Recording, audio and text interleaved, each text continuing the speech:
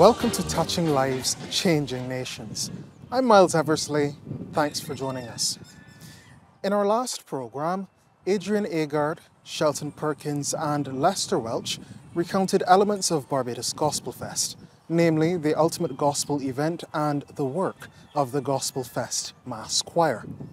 We continue the series with Shelton Perkins reflecting on the quality of gospel musicianship in Barbados.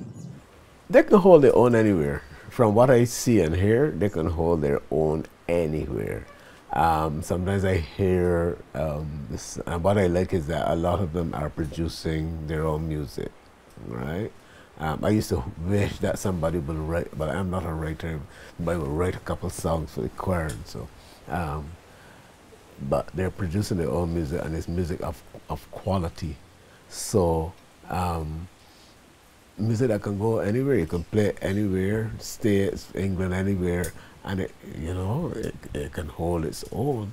I hope there'll be opportunities for them to have the music exposed in those areas as well, because the further it goes, the more benefit is to them and to Barbados, right? So I don't know, the avenues have to be sought out so they can not only produce an album or a song, and you hear it played here, but when I go overseas, I want to hear it too, on radio station, YM, whatever. So in the US, I want to be able to hear it as well. So I guess the onus is on them to seek out those avenues as well and make sure the music is spread far and wide. But and our musicians are top notch. Musicians are and the musicians from overseas say that. So it ain't that we blow our own trumpet. They say that when they come and they see and hear what we have, they say that. So the standard is unquestionable. It is high, and they have to keep on doing what they're doing and stay humble. That's the important thing too. Let's stay humble with it. Don't feel nothing wrong with it. If you're a singer and you are and a choir is formed, you can go and sing in the choir too. That doesn't take away from your solo ability or your soloist expression. They can go and part of a choir if they call to form a choir for any special occasion. Why not, right?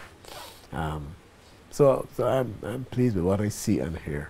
I think that credit must go to the community college music program, that a lot of the youngsters have actually taken advantage of the training provided there. And we see some young groups, sometimes we are seeing them for the first time at the Joseph Niles Legacy concert. Anyone who is familiar with gospel music in Barbados will be familiar with the tremendous work that Joseph Niles did. After decades of inspiring thousands with his God-honoring music, Joseph Niles died on the 19th of September 2015. Thankfully, his musical ministry has been captured and preserved by the archives of CBC. I see the devil gone mad and Joseph glad. Glory, hallelujah. Because he lost that soul he thought he had. Glory, hallelujah. And what makes so Satan hates me so? Glory, hallelujah. Because he had me once and he let me go. Glory, hallelujah. You see the devil got down the hypocrite shoe. Glory, hallelujah. And if you don't mind, he'll put it on you. Glory, hallelujah. It was the noise emanating from a Pentecostal church that attracted Niles. Niles, who could now be considered an international gospel artist, found himself standing by the door of the church. He ended up at the sacred altar where he was converted to Christianity. I became a Christian in 1955. And by 1956, when I was in the church choir, because as a young Christian in those days, I got very active. Right away, I got into everything. As a matter of fact, if you came to my church in those days, the only thing I didn't used to want to do is to preach, because I couldn't preach. I used to be doing everything. I used to even sweep the church. I want to be there, involving everything. But there were other young people, lots of young people came in, but almost everybody wanted to preach. And I realized, I tried it too, but I realized I can't remember. I have a good sermon until I stand up, and when I stand up to deliver it, all I could say is hello and goodbye, because I can't remember the in-between. So I know that was not for me. You call that religion? You call that religion? You call that religion? Oh no, scandalizing money. He poured in the oil in the wine, the oil that restored my soul. He saw me bleeding and dying on the Jericho road.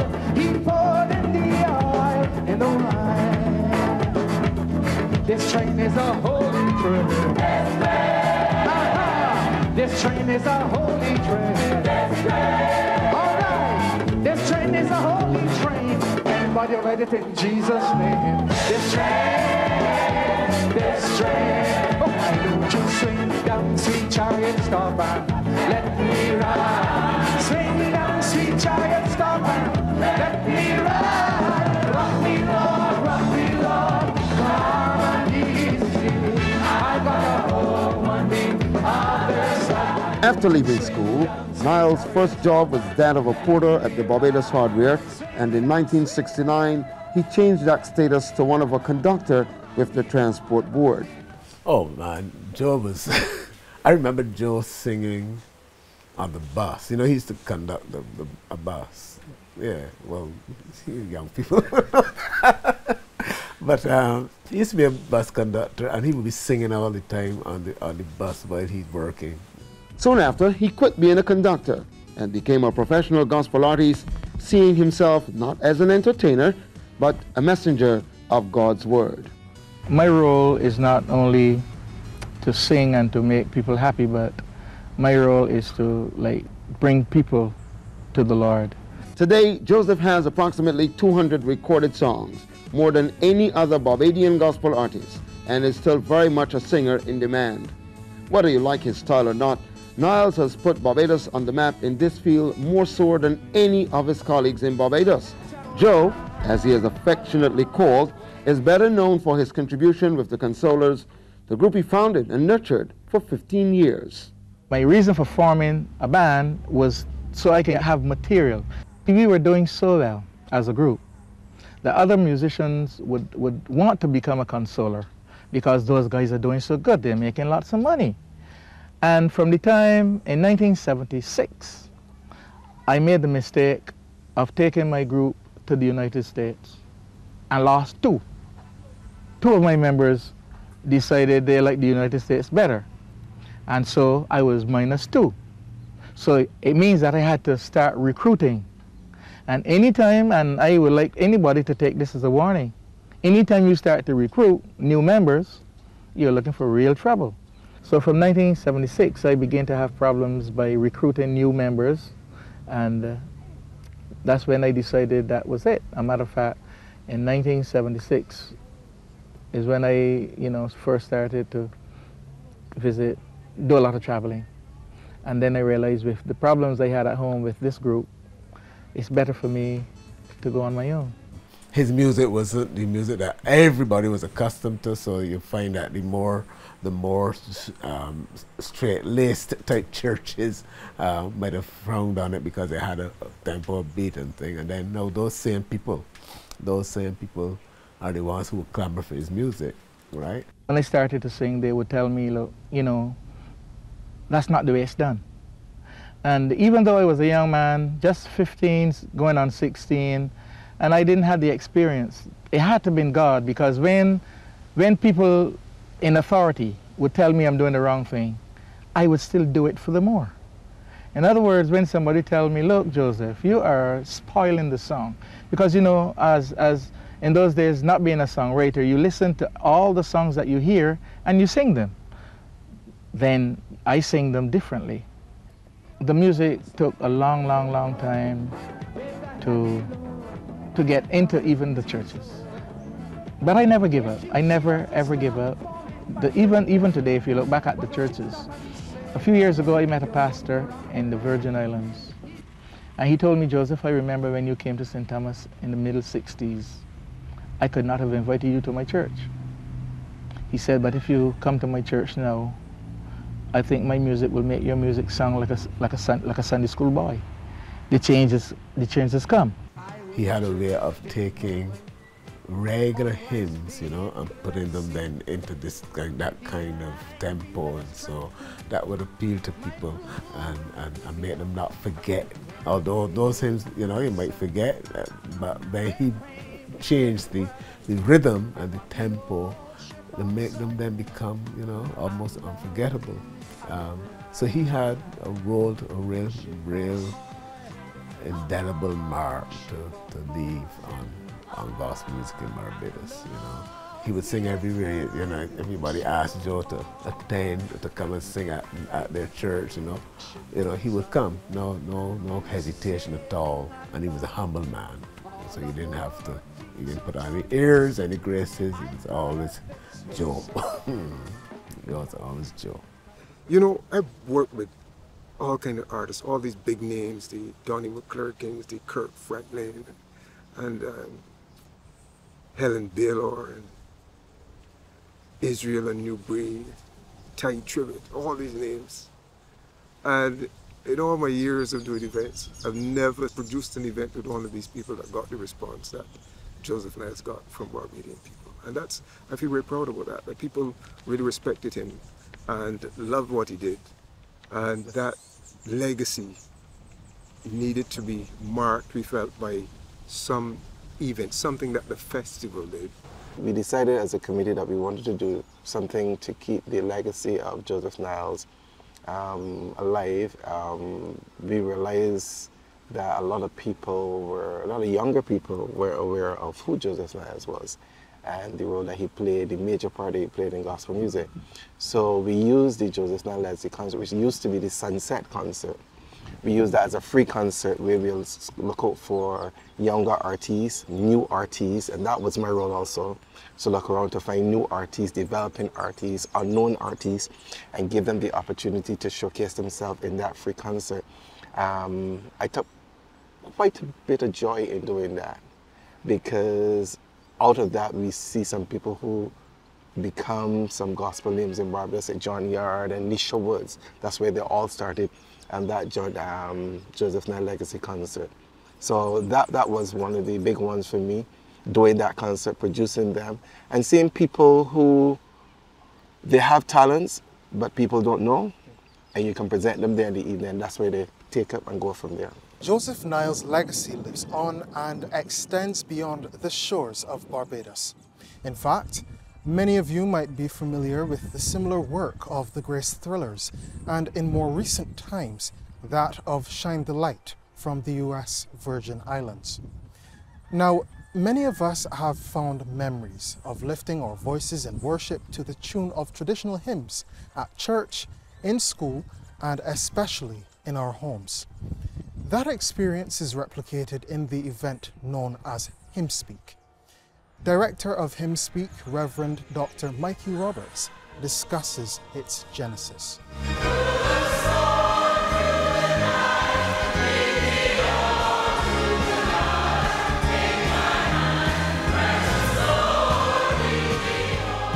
I came to Barbados in 1998.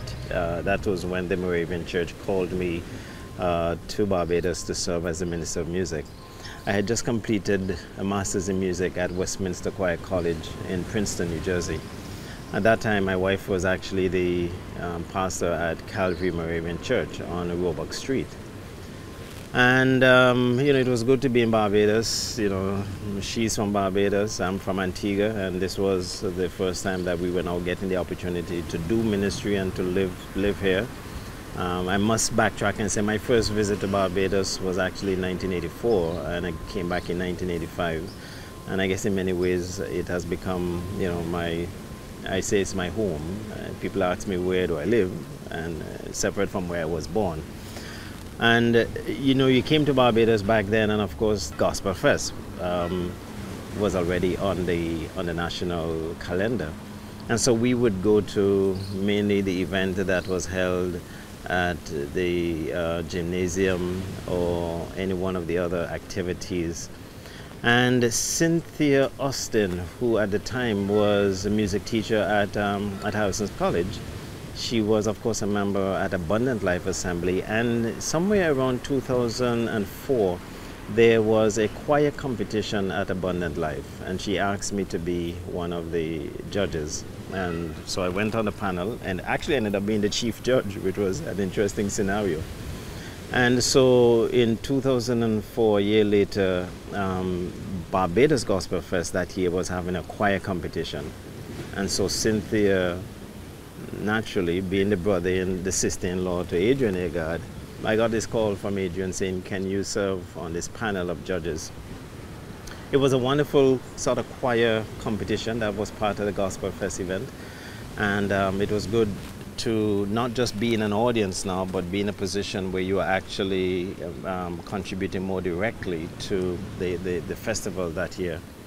And then the following year, Adrian Agard came back to me and said he was very happy with the choir competition, but he wanted to know if there was another opportunity where there could be more choir participation.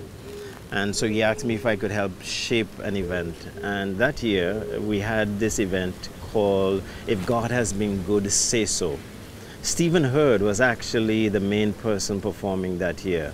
And we had different choirs, the Marima Singers and choirs from the Methodist Church, the Anglican Church and so on, participating and singing. And that was 2005. And of course, Adrian Agard being Adrian Agard, he came back again and said he was very happy for those two events, but he was really trying to deal with what he considered to be a problem that kept reoccurring year after year in the festival, which was the absence of Christians from the older churches. I felt that the Barbados Gospel Festival ought to reflect the Christian experience in Barbados. The Christian experience in Barbados is not that of Black American gospel. We love and interact with the Black American gospel artists, but our experience is much more than that. And I always felt that one of the established churches in Barbados that have been around for a very long time, people may call them traditional churches, have had a tremendous impact in this country, in the ministry of the gospel here. And so when we sat down, he said this is something that he felt as an executive producer needed to really be tackled heads on. How do you get Anglicans, Methodists, Seventh-day Adventists, I mean, you know, what we call the older, more traditional churches and the members from those churches to not see the Barbados Gospel Fest as just something for Pentecostals to come and be a part of. And so I said to him, okay, now that you have articulated a specific problem, give me a few weeks or so and let me come back to you. And I really left that conversation in deep thought and committed it to prayer. And a few weeks later came back and said to him, let us develop this concept. And I shared with him then the idea, and let's call it Hymn Speak. The word itself was meant to be a play on two things. Although it is spelled H-Y-M-N, I really wanted to capture this notion that him, referring to Christ, will speak while the H-Y-M-N is being sung. And so this was where the word came together, Hymn Speak. And so the first year that it was produced was actually in 2006 as part of the Barbados Gospel Fest activities for that year. And it was really an experiment. And like any experiment, you keep your fingers crossed, you pray, and you do the work, and you hope for the best. And I think when we then can look back from 2006 to now, it's really amazing to see how, in attempting to address a particular concern, another activity ended up happening on the calendar event for the whole of the Barbados Gospel Fest.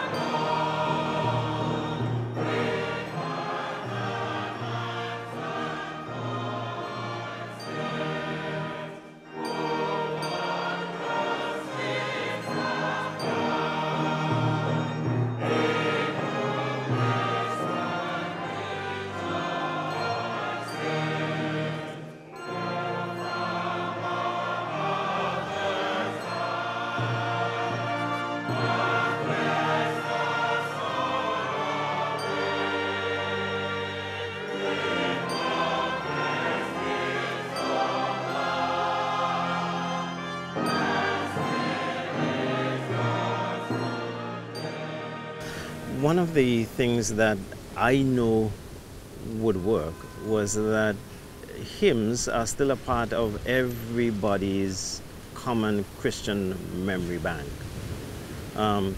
You may have gone and grown up in the Wesleyan Holiness Church or the Mission Church or whichever church, but one of the things that Bajans do is sing hymns. When there is the death of a national figure, the first thing that happens on all radio stations is you play hymns.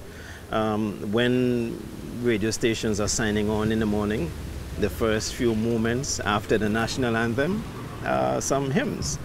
When you are in primary and secondary school and you gather together for morning assembly, new every morning is the Lord, or whatever, regardless to whether or not you went to church on a Sunday, the school assemblies had as part of the morning's activity not only the principal speaking, but you had to sing a hymn.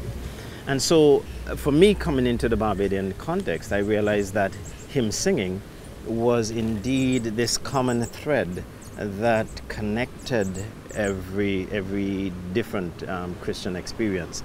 And so the motivation then was to gather together Christians, even though different in some aspects of the expression of their faith, and to do the thing that was sort of part of the national psyche, which was to express their spiritual beliefs and their spirituality through hymn singing. But this time to do it in a different way. And so it was, how do we create this program so that it was not going to be just the normal traditional singing of a well-known hymn, but that it would be arranged, orchestrated. There would be different musical fingerprints. So some would be done with organ and brass and so on. Bring other instruments into the mix, whether it was violin or steel pan. Bring together an ecumenical choir so that you bring in people as well from all of these same different parts of the body of Christ. And one other element that I felt was critical was, how do you let the hymn come to life? So that what would happen when people were not just singing, but how do we help them to sing with a better and a deeper understanding of the hymn? And so in keeping with that, when we then started the first program, the idea that we had was to capture the story behind the hymn, so that if someone understood, here is what happened that led to the writing of this hymn, when you then stand to sing it, you could then see a line that say, a simple case in point. Fanny Crosby was blind, and yet she wrote, "Blessed Assurance, Jesus is mine." And she also wrote, "To God be the glory." And you come across this line in the hymn, in one of the hymns, "Visions of rapture burst on my sight." Now, if you had just seen a dramatization where you understand that the author is blind, and you have grown up all of this while singing, "Visions of rapture burst on my sight," angels descending, hymns from above, so then you then see, wow, this really can speak in a different way. Or another hymn, for example, "God Moves in a Mysterious Way," and the writer for that hymn actually had a mental breakdown. And part of this process, he had decided one evening to commit suicide. And he called the horse-drawn carriage. William Cowper is his name. And back in the day, the carriage came, and William Cowper stepped into the carriage and told the driver to take him to the London Bridge, where he intended to take his life. And he fell asleep in the carriage. And the driver of the carriage got to London Bridge, noticed that his passenger was still sleeping, and decided to take him home. So when William Cowper awoke, thinking that he was at the bridge, ready to jump, he stepped out of the carriage and realized that he was back at his house, and came in that night and wrote these words, "God moves in a mysterious way his wonders to perform." He plants his footsteps in the sea and rides upon the storm. So if you understand that these are not just random lines, but these are lines that express the story of the writer in his or her particular faith journey, then we realize that whether the hymn is 100 or 200 years old, there are elements of the writer's life that in some way may intersect and connect with our lives today. And so we can then sing these hymns with deeper understanding and having a sort of broadened perspective.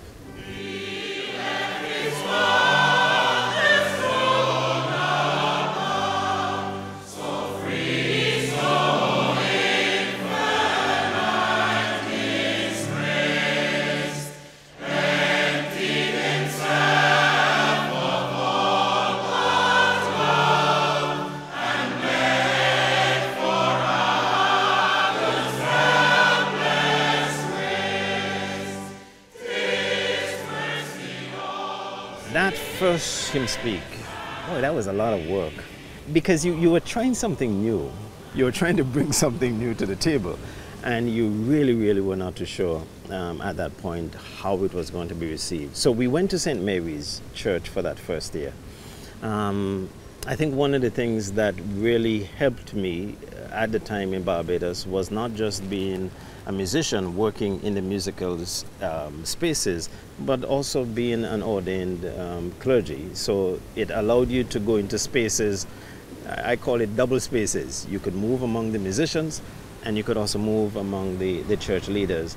And so we were very happy that St. Mary's Church that first year agreed to host us. The challenge now was to find a choir. And the best way for me to find a choir was to now go into the musical spaces. And so in keeping with that, I approached people like Roger Gittins, said to him, please send me some of the Methodists that you have. John Bryan, begging from persons from the cathedral and any other Anglican. We went into the Seventh-day Adventists and the Royal Diadems, I think was the name of the group. My memory sometimes may not be too strong, but you went into the Adventists and said, please, can you provide us with some singers? Bowen from St. Peter's Anglican Church, Julian Bowen, knocked on Julian's door, hey Julian, at James Street Methodist Church. So it was just a matter of going and appealing and saying to choirs that were accustomed singing, as we would call, 4-part harmony, 4 to 6-part harmony, can you come and be a part of it? And then for the instrumental part, I then reached out to the Bethel Chimers and asked them to also come on board. And at that time, I was teaching music at the Barbados Community College. And so by virtue of teaching music at BCC, it allowed me then the opportunity now to be engaged with some of the musicians who were, one, in training, and I'd also done some collaborations, for example, with the Royal Barbados Post Band, some members there, and from the BDF. So by virtue of knowing who were some of the key musicians, I knew I needed trumpet players, I knew I needed trombone and so on. So it was a case of saying to them, selling the idea, can you come and be a part of it? Of course, there were those who may have thought, well, I ain't in this gospel first thing, that kind of thing. But it was a way of saying to them, hey, let's see how we can take this and expand it further. Since that first edition of Hymn Speak in 2006, it has indeed expanded, evolved, and solidified itself as a staple enjoyed by Barbadians annually. We'll hear more of Dr. Roberts' reflection on the origin and evolution of Hymn Speak in the next program. This has been Touching Lives, Changing Nations. I'm Miles Eversley. Thanks for your time.